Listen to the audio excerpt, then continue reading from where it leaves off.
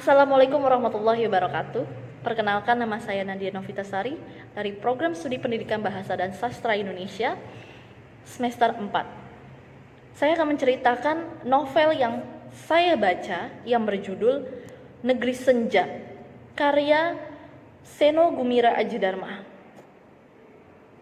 Novel tersebut menceritakan sebuah kisah kehidupan sang pengembara yang mengembara ke suatu tempat, dari kota ke kota dan dari kampung ke kampung. Sang pengembara selalu mengira jika ia melakukan perjalanan jauh, maka kesedihan yang ia alami akan bisa tertinggal jauh di belakang. Tapi itu tidak pernah terjadi. Ada segaris luka dalam hati sang pengembara yang telah mendorong ia pergi jauh dari kampung halamannya. Sang pengembara pun telah menyeberangi 7 lautan, mendaki 20 gunung, menjelajahi 3 gurun, dan menguruk ke perkampungan suku-suku terpencil. Namun ia tidak pernah merasa bisa tinggal lebih lama di suatu tempat dan selalu merasa gelisah.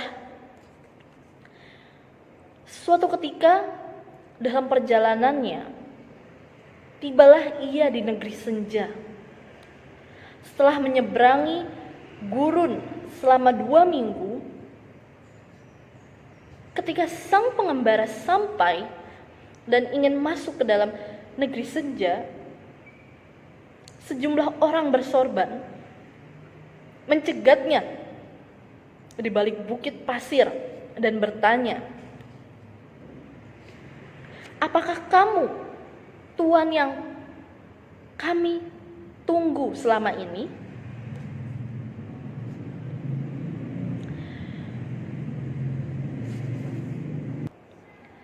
Sang pengembara pun menjawab, "Siapa yang kalian tunggu?"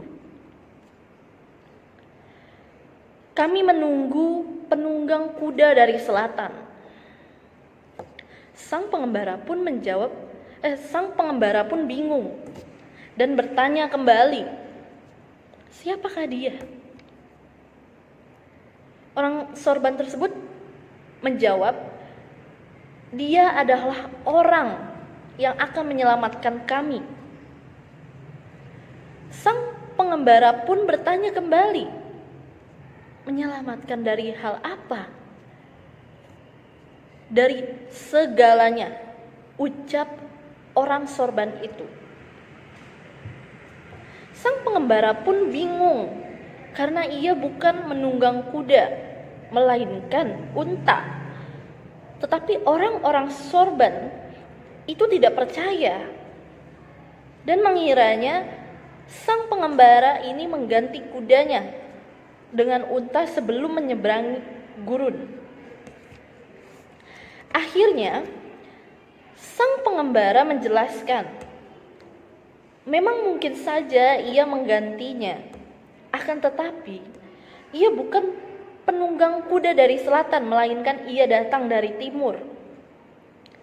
Akhirnya sejumlah orang sorban itu meminta maaf dan membiarkan sang pengembara masuk.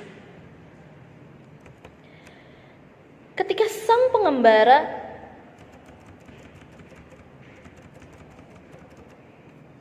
berlalu, ia melihat sejumlah orang itu memandang kembali ke selatan. Di mata mereka terpancar harapan, tapi harapan yang sudah memudar. Menunggu seseorang yang bisa menyelamatkan mereka entah dari apa. Sampai bertahun-tahun lamanya. Dan bukanlah peristiwa biasa. Setelah itu, sang pengembara menyusuri kota dengan menggunakan unta tua yang telah membawanya menyeberangi gurun bersama rombongan kafilah para pedagang garam. Ia menoleh ke kiri dan ke kanan dan melihat hampir segalanya berwarna keemasan. Tapi banyak juga ruang yang gelap dan temaram. Lorong-lorong suram dan tenggelam dalam bayangan hitam.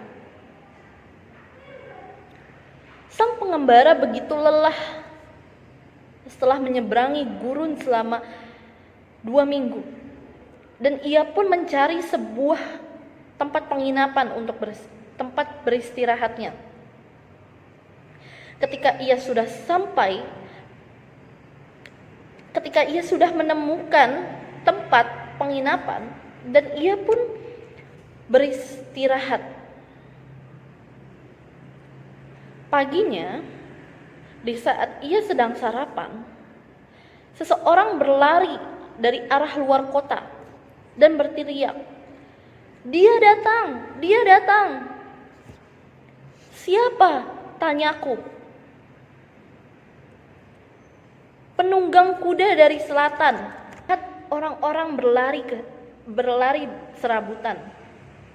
Sebagian segera melompat ke atas kuda atau untanya dan menuju ke luar kota. Sang pengembara pun ikut beranjak. Kemudian beberapa orang membawa pula bunyi-bunyian. Mereka membawa tambur, trompet, dan seruling. Kota yang kemarin begitu lesu, itu seakan-akan bangkit. Wajah-wajah bukan hanya memancarkan harapan, melainkan seolah-olah harapan mereka terkabulkan. Dari arah selatan, terlihat penunggang kuda yang dari selatan itu berhenti. Sang pengembara pun turun dari bukit dan mendengar percakapan mereka dengan menggunakan bahasa antarbangsa. Tuankah penunggang kuda dari selatan yang kami tunggu-tunggu?" "Ya, akulah orangnya." "Mengapa lama sekali Tuan baru tiba? Kami sudah menunggu bertahun-tahun lamanya." "Maafkan aku. Aku hanyalah orang yang mendapatkan tugas. Selama ini aku pergi dari satu kota ke kota lain untuk menjalankan tugasku." "Jadi Tuan telah membebaskan semuanya?" "Ya." "Apakah Tuhan juga akan membebaskan kami?" "Tentu saja. Kalian kira aku siapa?" "Jadi benar, Tuhan adalah penunggang kuda dari selatan yang kami tunggu-tunggu?" Lelaki bersorban yang berewokan dan menunggang kuda putih itu merentangkan tangannya. Ia begitu yakin dengan dirinya. Di pinggangnya terlihat sebuah pedang besar dengan sarung kulit yang bagus. Tiba-tiba ia mencabut pedangnya. Itu dan memutarnya pada pergelangan tangan. Dan mendadak saja pedang yang mengkilap bagaikan cermin itu berkilatan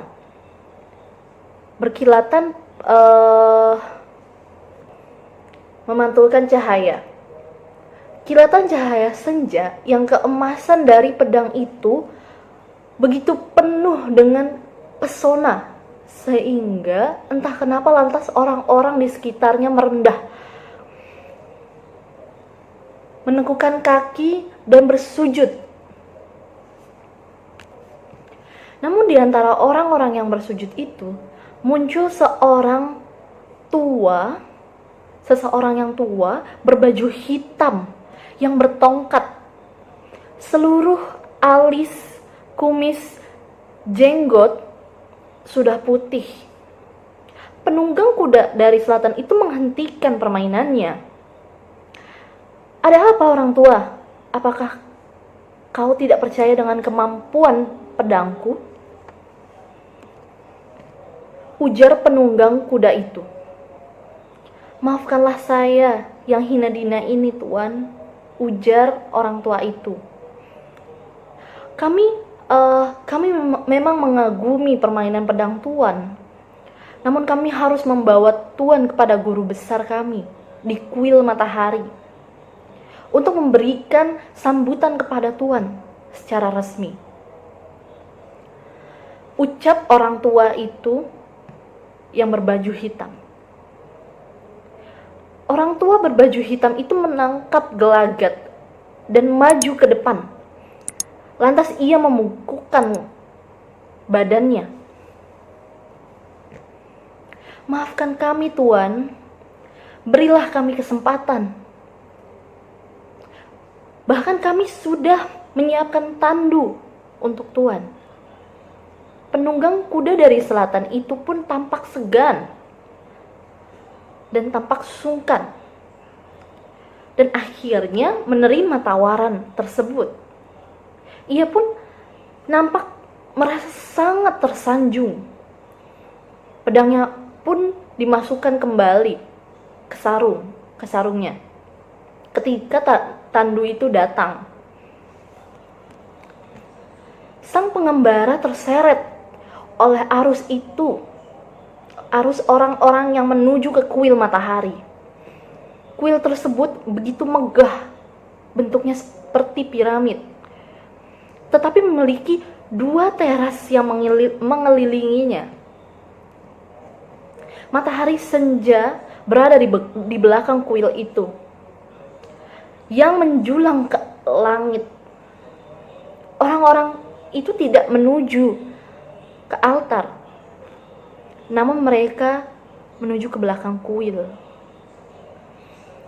Orang-orang itu pun menurunkan tandu di depan guru besar. Terlihat penunggang kuda dari selatan itu agak kikuk. Apakah ia harus hormat atau bersikap biasa saja? Semua orang yang berada di dalam kuil tersebut duduk di lantai. Guru besar itu pun mengangkat tangannya, dan suasana mendadak hening. Orang tua bertongkat dan berbaju hitam itu maju ke depan dan mengucapkan sesuatu kepada guru besar. Kemudian guru besar tersebut menatap penunggang kuda dari selatan itu dengan tajam. Ia mengatakan sesuatu kepada penunggang kuda dari selatan dengan menggunakan bahasa negeri senja. Namun nampaknya ia kebingungan. Lantas penunggang kuda tersebut berbicara, "Anda berbicara apa? Saya tidak mengerti." Guru besar akhirnya berdiri dan menatapnya sejenak dengan tajam. Ia pun mengibaskan jubahnya. Mendadak sejumlah orang di barisan depan meringkus penunggang kuda tersebut dan merebahkannya ke lantai.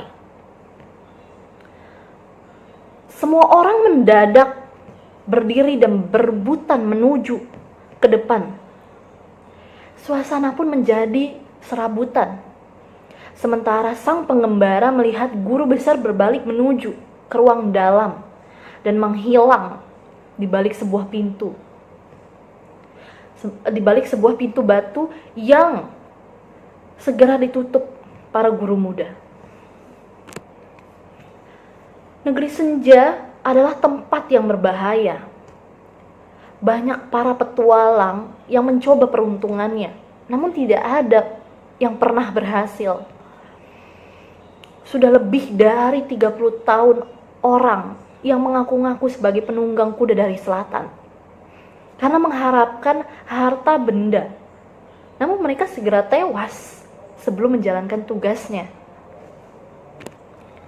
Sang pengembara pun pulang dari kuil matahari dan ia mampir ke sebuah kedai untuk makan.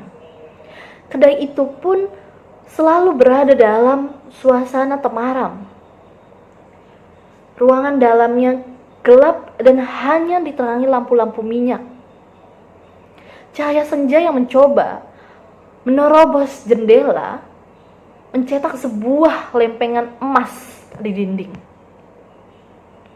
Pemilik kedai itu pun sudah menghafali sang pengembara, dan ia langsung mengantar setekot teh dengan cangkirnya beserta makanannya yang ia pesan. Sang pengembara sudah 1 bulan berada di negeri senja dan sudah bisa menggunakan bahasa negeri senja. Biasanya ia tidak pernah tahan tinggal terlalu lebih lama di suatu tempat, karena ia tidak pernah merasa berumah dimanapun. Namun setelah 1 bulan ternyata sang pengembara masih di negeri senja. Ia tak tahu pasti apa yang menahannya di negeri senja. Waktu seolah-olah tidak pernah bergerak, selalu berada dalam keadaan senja. Matahari tertahan terus di cakrawala, dan langit bergetar-getar seperti kemah sutra berwarna jingga. Dan sang pengembara pun menulis dan mengirimkan sebuah kartu pos kepada Maneka. Maneka, kamu tidak akan pernah mengira aku berada di sebuah negara yang tidak ada di dunia. Negeri senja tidak mempunyai hubungan dengan dunia luar. Jadi surat-surat dikirim dengan keledai atau dititipkan oleh kafilah unta dari negara tetangga. Ada orang-orang lain di kedai ini. Mereka berkumpul di sebuah meja panjang dan berbicara dengan berbisik-bisik. Percakapan dalam bisik-bisik itu tampak seru dan sangat serius sekali. Setiap orang berwajah tegang. Bisik-bisik itu semakin lama semakin keras. Setiap kali mengeras, seseorang mengucap "Shh". Keadaan semakin tidak terkendali di kedai itu. Mereka saling berteriak, saling menggebrak meja, dan akhirnya berdiri sambil menunjuk-nunjuk. Seorang mendapati seorang pengkhianat di kedai tersebut. Seseorang di antara mereka melompat ke atas meja, menuju ke arah seseorang yang berada di ujung meja. Dalam sekejap, tangannya sudah menggenggam pisau belati yang segera diayunkan ke atas untuk dibacokannya. Pengkhianat tersebut tangannya ditahan oleh 2 orang agar tidak bisa kabur. Pisau itu menancap segera di dada kanannya. Suasana kacau sekali. Tiba-tiba seseorang yang lain sudah terbanting ke atas meja. Dengan cepat, orang yang terkapar di meja itu pun dibacok dengan sangat sadis. Sebuah pisau telah menancap di punggungnya. Ia tidak langsung jatuh, tetapi ia masih bisa berjalan terhuyung-huyung keluar. Namun saat ia sampai di luar pun terjatuh. Dan seseorang menyusul keluar untuk mencabut pisau belati. Dan darahnya belum disekat ketika masuk kembali, sehingga pisau tersebut meneteskan darah di lantai kayu di kedai tersebut. Sang pengembara menyadari orang yang duduk di sudut itu sudah lenyap. Sang pengembara pun pulang ke penginapan. Di tempat penginapan, ia tinggal sendirian. Tetapi meskipun ia hanya sendirian di penginapan, ia merasa banyak orang lain di sekitarnya. Di dalam kamar, sang pengembara selalu mendengar suara-suara kehidupan seperti orang-orang berjalan, orang bercakap-cakap, orang tertawa, orang berteriak, atau juga orang menggerutu dan bergumam. Namun setiap kali sang pengembara keluar kamar, ia tidak pernah melihat apa-apa di sekitarnya. Pemilik penginapan itu bercerita tentang suatu peristiwa yang dialami seorang gadis kepada sang pengembara. Mungkin sekitar 5 abad yang lalu, ada seorang gadis yang datang ke negeri senja untuk menuntut ilmu. Namun meskipun di masa itu dianggap tidak lazim menuntut ilmu terlalu tinggi bagi seorang gadis, karena tak mampu diandaikan perempuan akan berperan lebih selain menjadi istri, pelayan, atau pelacur. Gadis itu telah menentang nasihat dan larangan orang tuanya untuk pergi merantau. Gadis itu merantau ke negeri senja mengenakan busana pria dan tidak mengenakan cadar ataupun busana yang sering dipakai oleh perempuan biasanya. Di kelasnya ia bagaikan bintang cemerlang, karena segala ilmu dalam kitab maksudnya dengan mudah dikuasainya. Di luar kelas pun ia mempelajari segenap kemahiran olah senjata, dan semua pria dikalahkannya dalam pertarungan pedang, panah, pisau terbang, maupun senjata-senjata rahasia. Masa depannya cerah dan gemilang. Dalam usia begitu belia, ia telah mencalonkan sebagai guru muda. Raja muda yang terpesona oleh kecerdasan sang perempuan muda itu akhirnya menikahinya. Namun pada suatu pagi raja muda tersebut ditemukan di tempat peraduannya dengan mulut berleleran darah hitam yang menetes ke lantai batu. Para tabib istana menyatakan dengan jelas bahwa raja muda diracun yang ditaburkannya ke dalam makanan. Perempuan yang baru dinikahinya itu dituduh sebagai pembunuh dan dihukum penjara dengan tuduhan yang tidak masuk akal. Pemilik penginapan itu bercerita sebelum ia di penjara, di saat gadis itu sedang membaca kitab yang berjudul Terjadinya Kaidah. Mendadak dari jendela dan pintu masuk ada segerombolan manusia yang seperti terlatih melakukannya. Gadis itu direbahkannya ke tempat tidur, memegangi kedua tangannya dan kakinya, merobek dan mencabik-cabik busana pria yang dikenakannya. Lantas ia diperkosa. Tak kurang dari 20 orang berada di kamar itu.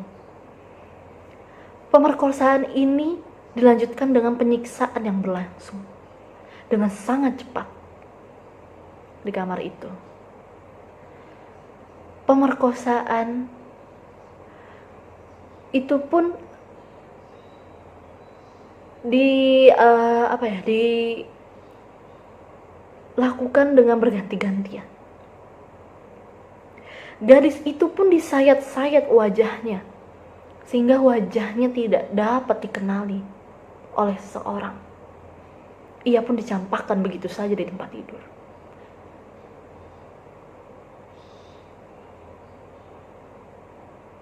Tempat tidurnya pun basah kuyup oleh darah. Namun, ketika para pelajar pulang ke tempat penginapan dari pesta rakyat, balapan unta di luar kota, gadis itu sudah tidak ada. Hanya darahnya belepotan pada tilam. Ia hilang lenyap seperti ditelan bumi. Sang pengembara pun pergi jalan-jalan keluar kota.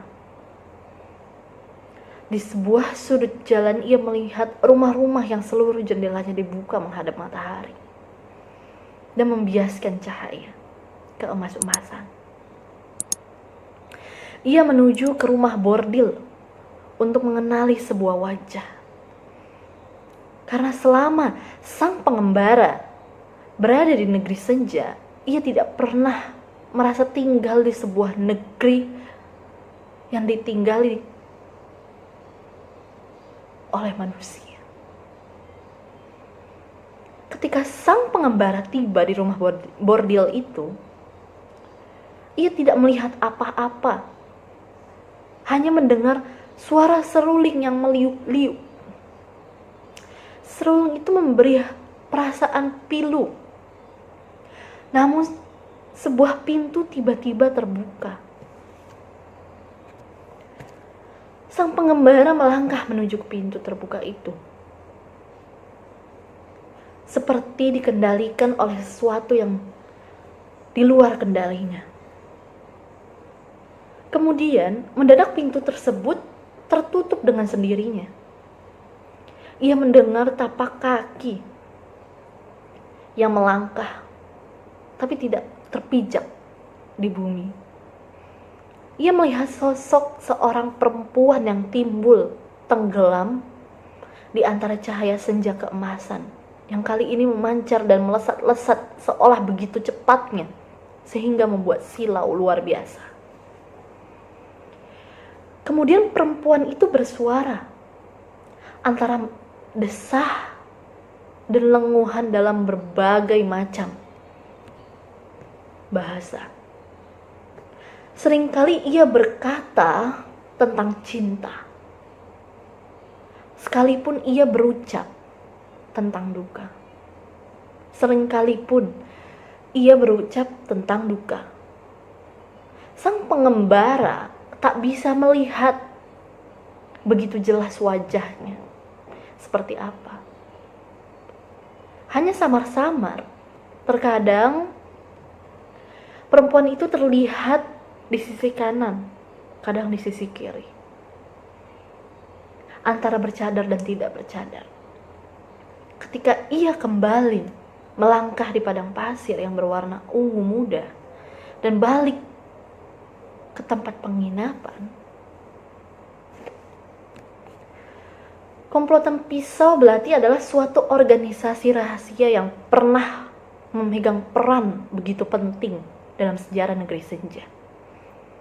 Pada zaman bahari, ketika anak-anak bangsa lebih sering memerangi karena berebut kekuasaan, komplotan pisau belati selalu diandalkan untuk penyusupan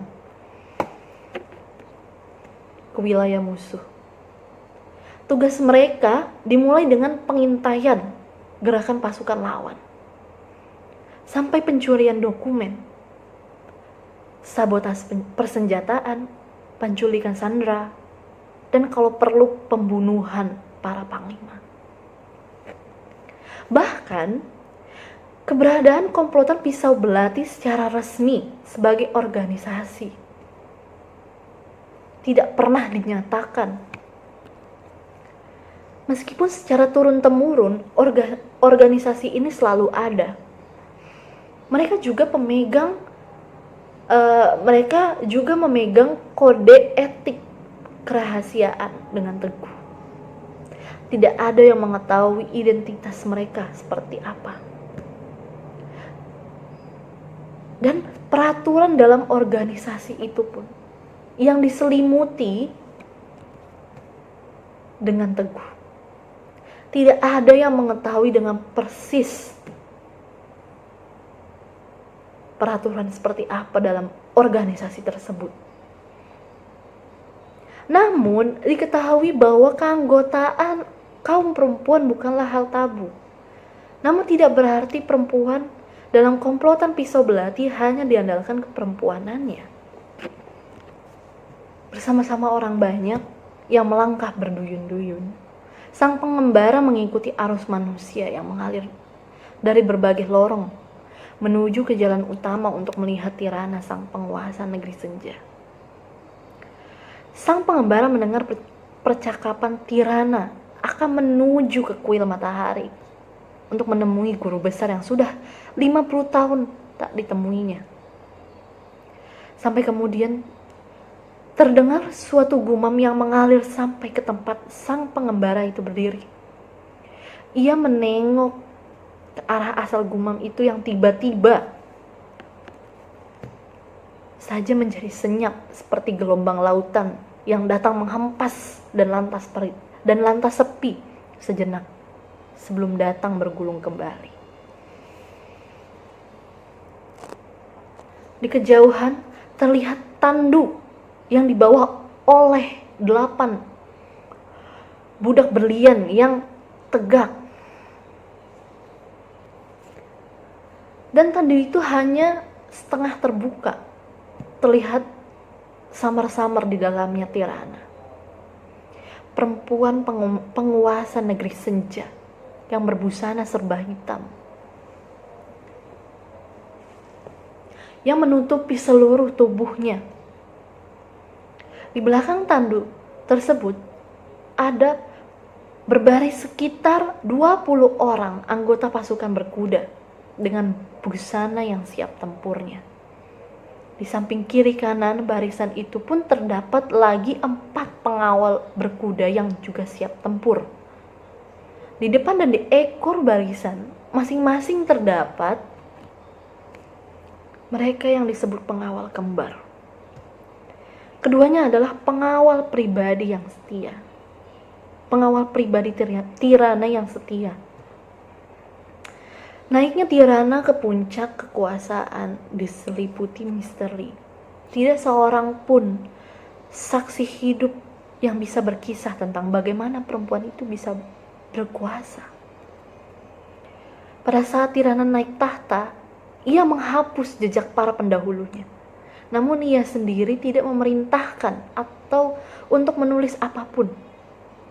Ia membiarkan sejarah masa lalu gelap, seperti dunianya juga yang juga gelap. Tirana adalah seorang perempuan yang buta. Tirana juga dikatakan mampu membaca pikiran, dan inilah yang membuat siapapun yang berusaha melawan dan menggulingkannya harus mengembangkan suatu cara menggalang kekuatan dengan cara yang bisa mengecoh kemampuan itu. Tidak ada yang tahu apakah dia buta sejak lahir ataukah pernah mempunyai kemampuan melihat. Tirana tidak memperkenankan segala sesuatu tentang dirinya diketahui oleh siapapun. Tidak ada yang bisa dipastikan dari Tirana selain busananya yang hitam legam dan menutupi seluruh tubuhnya, bahkan wajahnya pun tanpa harus menutupinya tidak pernah kelihatan oleh siapapun. Pada masa awal-awal kekuasaannya, Tirana melakukan pembersihan besar-besaran. Namun tidak ada kekuasaan tanpa kelemahan. Konon, Tirana mampu membaca pikiran siapapun, hanya selama terdapat cahaya. Tirana membaca pikiran melalui cahaya. Tirana menghendaki negeri senja hidup dalam kegelapan, tanpa masa lalu dan tanpa masa depan, dan tanpa sejarah, serta tanpa pengetahuan. Di negeri senja, kecendikian beredar dalam kegelapan. Agaknya yang membuat orang-orang tetap bertahan dalam kebisuan. Di negeri senja, tidak ada lagi kehidupan kecuali dalam kegelapan. Sangat jarang terdengar tawa ceria maupun nyanyi anak-anak di negeri senja. Karena kehidupan ibarat kata diberlangsungkan dalam kebisuan. Di pojok-pojok gelap, para cendekiawan memusatkan pikirannya. Segenap pengertian disebarkan sembari menghindari cahaya seperti bayangan yang bersembunyi di balik bayang-bayang. Kini sang pengembara berjalan di tengah pasar kota. Tetapi ia tidak ingin membeli apapun di pasar itu. Pasar itu pun terletak di sebuah lorong yang berkelok-kelok dan mendaki. Satu dari sedikit tempat yang agak kurang berpasir. Pasar tersebut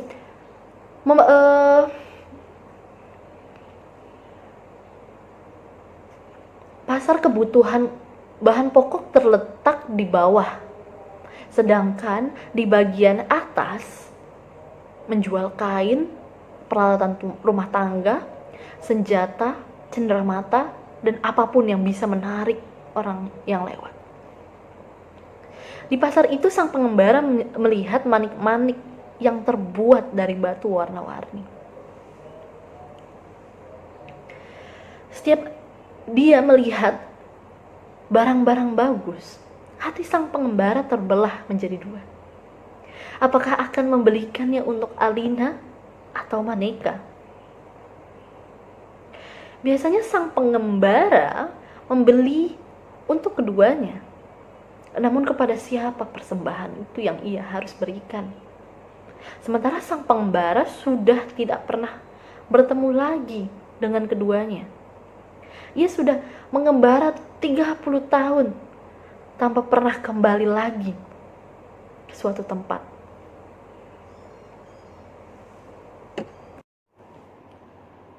Saat sang pengembara masih di pasar, ia tiba-tiba dibuntuti oleh seorang kaum fakir. Kaum fakir tersebut meminta kepada sang pengembara membelikan kotak senja. Akhirnya dengan sangat terpaksa, sang pengembara membelikan kotak senja yang termurah dan diberikannya kepada kaum fakir tersebut. Ketika sang pengembara meletakkan ke tangan kaum fakir, tiba-tiba benda tersebut tiba-tiba muncul suatu benda di telapak tangan sang pengembara.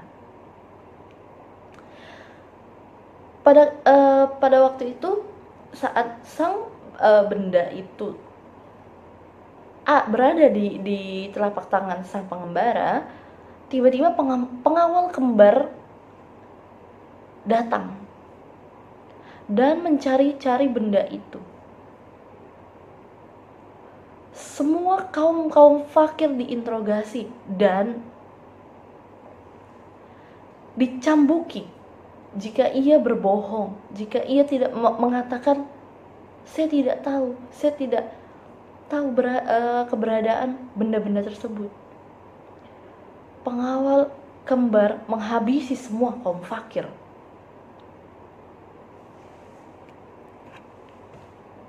Akhirnya sang pengembara begitu mendapati kepercayaan dari kaum fakir itu, ia bersembunyi di dalam kegelapan agar sang pengawal kembar tidak menemuinya. Saat sang pengembara berhasil keluar dari pengejaran sang pengawal kembar, akhirnya sang pengembara dan kuda keledainya menyusuri kota. Dan saat ia sedang menyusuri kota, tiba-tiba ia dicegat oleh penduduk negeri senja dan menanyai paspor yang ia punya. Lantas sang pengembara bingung karena ia tidak mempunyai paspor maupun visa. Karena ia kira negeri senja itu tidak ada dalam peta. Dan untuk apa paspor maupun visa? Akhirnya sang pengembara disuruh untuk mengikuti sang pengawal untuk menjawab beberapa pertanyaan. Di saat sang pengembara sudah mampu menjawab pertanyaan tersebut, akhirnya sang pengembara membuka matanya dan ia sadar. Dan saat ia sadar itu, dia sudah berada di bawah sebuah pohon palem dan melihat di kantongnya ada sebuah paspor yang sudah berisi cap. Singkat cerita, sang pengembara mendatangi sungai untuk mendengarkan khotbah. Karena di tepi sungai ada seorang pembicara yang fasih dalam berkhotbah dengan menggunakan bahasa negeri senja. Dan khotbahnya itu tentang harapan, tentang kebebasan kehidupan dari sang penguasa negeri senja yang sudah membuat penduduk negeri senja dia membisu selama 200 tahun lamanya. Singkat cerita, di saat penduduk di negeri senja sudah jenuh akan ketidakadilan di negeri senja karena sang penguasa tirana yang kejam, akhirnya penduduk melakukan pemberontakan kembali untuk membunuh Puan Tirana, sang penguasa yang buta. Berbagai macam pasukan berusaha untuk membunuhnya, tetapi usaha itu gagal. Dengan segala kemampuan yang dimiliki oleh Tirana, dia mampu melindungi dirinya dari ancaman-ancaman yang bisa membunuhnya. Dengan pemberontakan tersebut, sang Puan Tirana pun marah besar. Akhirnya, sang Tirana pun melakukan pemberontakan, yaitu dengan membakar seluruh kota negeri senja dan membunuh para penduduk-penduduk yang berusaha berontak dan mencoba membunuh Tirana. Namun usahanya pun sia-sia. Tirana tetap hidup. Sang pengembara melihat kota negeri senja sudah mati. Orang-orang banyak yang mati akibat pemberontakan yang memicu amarah sang Tirana. Akhirnya sang pengembara meninggalkan kota negeri senja. Namun di saat ia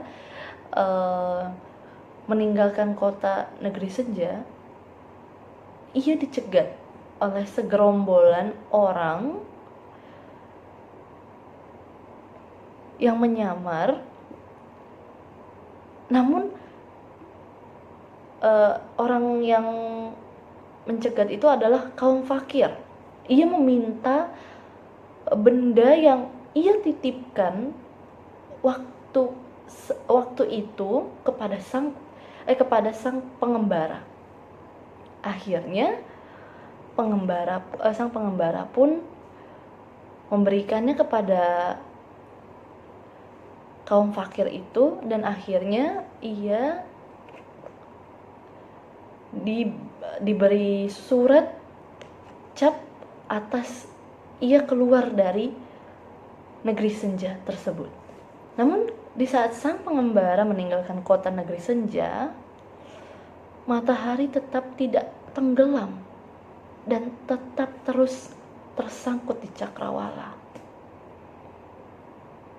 Sekian dari novel yang saya baca. Kurang lebihnya mohon maaf. Wassalamualaikum warahmatullahi wabarakatuh.